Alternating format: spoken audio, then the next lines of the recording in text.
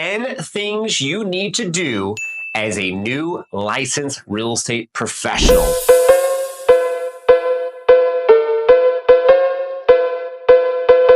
Very excited to give you these 10 items, and these are things that you can utilize right now as a new agent. And maybe you're already an agent in the business for a while, but maybe one of the 10 things we're about to go over in today's video could enhance your business so you can have more success. Because at the end of the day, that's the intention of our videos here at Liftoff Agent, is to give you practical action steps so you can have more success and be able to have maybe 10 years. It could take you 5 years to have the success that you have in 10 years. You're gonna have 5 years, and that's why you have mentors. This is a free video coming from Liftoff Agent, thanks to our video editors to enhance that process.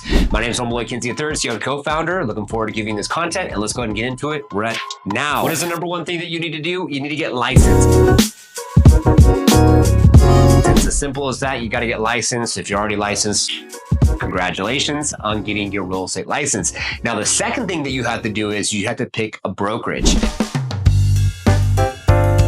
There's a couple different broker options that you can choose as a new real estate professional. Now, you can choose a hometown brokerage that's going to be local to your hometown, and maybe they have an office, and maybe there's 10, 15, 20 agents in that office, and you can go that route. The other type of option you can go to is a cloud-based brokerage like EXP, Real, and those would be two of the big ones out there in the marketplace where you can then be able to leverage the opportunity of a digital presence, and you can be able to have maybe digital offices everywhere where you can work from a laptop, work from your desktop, you could travel the world, and then you can be able to still get into your database. Number 3 is developing a business plan. A lot of real estate professionals out there don't develop a business plan, okay? So if you don't have a specific business plan, then you're not gonna have the success as someone that does. Now, what does this business plan consist of, and why do you need a business plan? A business plan just lines out specifically the plan that you wanna take to have success with your real estate business, whether that's working with buyers, working with sellers, or working with both, whether that's working with empty nesters or first-time home buyers, or both. If that's working with people that want to relocate to your market, or both. If it's wanting to do 24 or 36 transactions, or working with 36 or 26 families in 12 months, or both, you got to think to yourself, what is it? What do you want to do? How many families do you want to serve? What does your ideal avatar look like? How long do you want to be in the business for? What does the actual market look like? What's your competition in the market? So you got to look at how many licensed real estate professionals there are, how many listings are there, what kind of piece of the pie can you carve out of the market specifically for your business. And if you need help with developing a business plan, go to ChatGPT and have that actually line you out with putting together a business plan. Number 4 is build a personal brand. When you go to a brokerage, you're going to have your broker brand and the colors and what have you. Now, you can build your own personal brand from the broker brand. Sometimes you have to do a DBA, doing business as, and or you could potentially just use your name and keep it super simple. There's a lot of individuals that do a personal brand because it can tie nicely into relocation.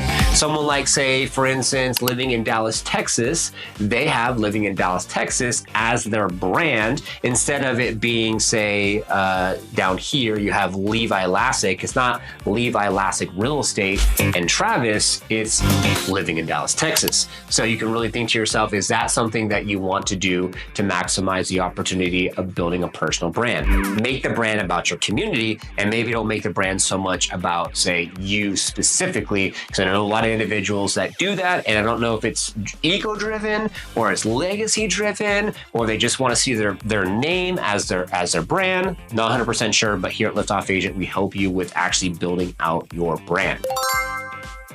Now, number 5 is going to be learn the market. When you learn the market in real estate, you really need to identify specifically who you want to work with. Is it buyers? Is it sellers? You got to look at the top 10% of real estate professionals in your market that's going to be doing 90% of the business transactions, and ask yourself, what are they doing? Are they online? What are they doing offline? So what is their online and offline activities? How many posts are they putting out there? How many listings do they have? What is going to be their standard operating procedure when going through the process of working with buyers and sellers? Hence, a really good idea, if you join a brokerage locally to your market, market, you could potentially shadow licensed real estate professionals in your market. And the biggest thing you could do is when learning the market is how many homes sold in the past 30 days? How many buyers bought a home in the past 30 days? Who is the top agents that sold those homes in the past 30 days? What is happening in my market? Is it a market where there's a lot of relocation? Is it a market where there's a lot of downsizers because people that are older? Is it a market where there's a lot of affluent younger individuals buying homes? Go deeper and understand specifically what that looks like for you, okay? So now we're going to number 6. Number 6 is networking and building relationships. This is very important. Specifically, what I did when growing Liftoff agent in, say, Danville, California, where I resided and established this company before moving to Gilbert, Arizona with my wife and my daughter, is I built a relationship with individuals locally, and I went to broker tours and I went ahead and met with the agents. I sponsored events. I got to speak and do various things to be able to build relationships specifically in my market. Now, you can go to meetup.com. You can go to different networking events, and you could really be able to enhance your brand awareness when you go to various events, and you can be able to add and get additional value. You get information from others and the value is added to you. You give information, you add value to them. What do you do for a living? I'm a licensed real estate professional. Oh my God, my mom's looking to sell her home. Boom. Now you just got a potential deal. All right, so that was number 6. And number 7, your marketing and lead generation. Now you can do online and you can do offline activities. You need to really ask yourself, what are you doing specifically when it comes to marketing your company and building the lead generation? Now, when you're marketing your real estate business and you're building leads in your real estate business, you really want to think about your avatar first. And if you can educate individuals that are going to be your specific avatar, like relocating to blank area, which could be your area, then you can put out YouTube content for passive prospecting. You can put out short form content on social media to be able to add value, and individuals use just Instagram to do passive prospecting, just like YouTube. Make phone calls, door knock, send out mailers, do door hangers to be able to get yourself out there and specifically get out there to the right target demographic. Those are some things to think about if you want to work with someone who's going to be, say, first-time home buyer, empty nester, relocator. Understand your market. Number 8, you want to make sure you sharpen your skills. There's various different things you can do as a new real estate professional to get certifications. And so there's lots of certifications offered with your local MLS. Go to your local board, your local MLS, and find out what type of certifications and what type of opportunities you can take advantage of so you can get more information to be able to add value to your resume. So when you go to a formal listing presentation as a licensed real estate professional and you're sharpening your skills and then you want to be able to add additional value, you can then speak on the terms of what you learn going through the courses. And then when the conversation comes up where, man, John, you really have a lot of information in downsizing as a senior specialist. How'd you learn this information? Well, I took that exact course through my local association and MLS, where now I have the certification that gave me the information that I just gave you, right? That's going to be things to think about when it comes to sharpening your skills, so you can be able to have those certifications and be able to have additional value you can add to your clients. Not to mention, you could take other things and classes and courses on YouTube, passive prospecting, on search engine optimization, on how to maximize your YouTube or run ads so you can get deal flow coming in, okay? So sharpen your skills is number 8. Number 9, make sure that you create and optimize the schedule. I've talked about schedules and real estate professionals optimizing their schedules multiple times.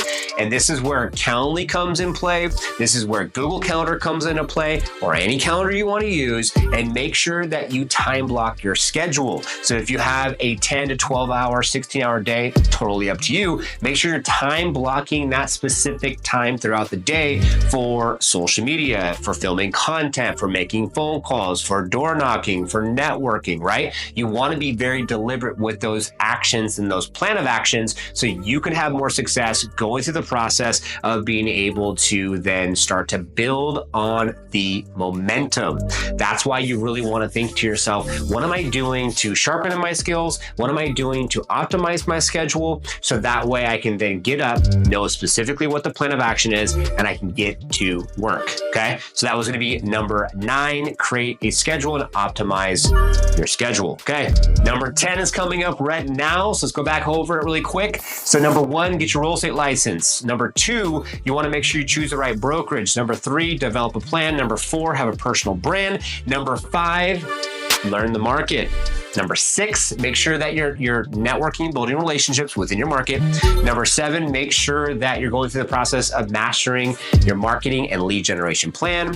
And then number 8, you want to make sure that you're specifically sharpening your skills. We just talked about that. And number 9, you want to make sure you're creating and optimizing your schedule. And number 10, the most important one of them all, is stay relentless, and also persevere going through this process. It can be very challenging. So you gotta find your lane and specifically what is gonna make the most sense for your real estate business. You have to ask yourself, what is it that you wanna do? What makes the most sense for you and your real estate business? So then you can have the success that you want to have. I hope that was helpful. Thank you so much for watching to the end. Hopefully some ideas came up for you from this video that you can apply to your business. I would love to hear any thoughts that you have. Please comment your thoughts down below. Like, subscribe, notification bell. New videos come out every single week. Thanks so much for your time. God bless, and we'll see you all on the next one.